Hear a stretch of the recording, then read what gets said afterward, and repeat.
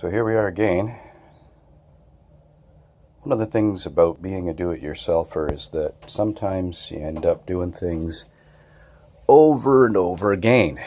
So this is about I think this is about the fourth time since I've had this bike in about 4 years that I've had this cylinder block and cylinder head off. This time it was because these little rubber O-rings here started leaking, these things right here.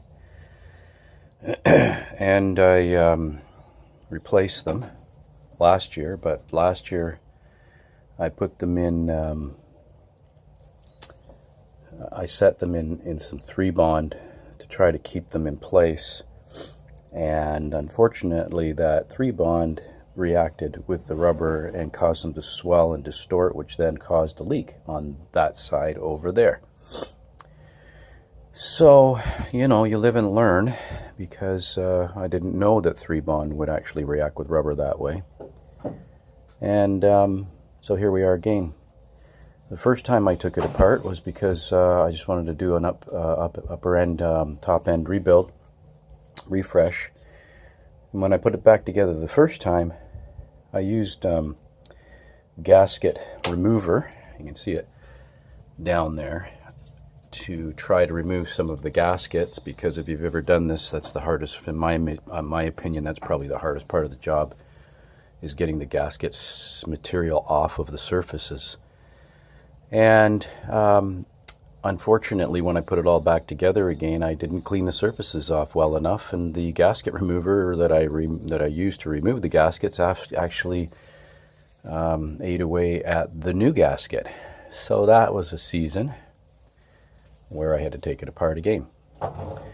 So one of the things about being a do-it-yourselfer is that you do save money, but it takes a lot of time. And you learn tons of patience. So this time around, this is the first time I've done this. I actually tried the plastic collar, plastic piece with zip ties to hold the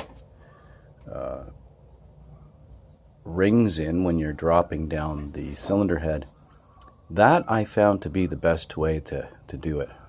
It just slid right on, using these little rubber blocks just to stabilize the piston heads.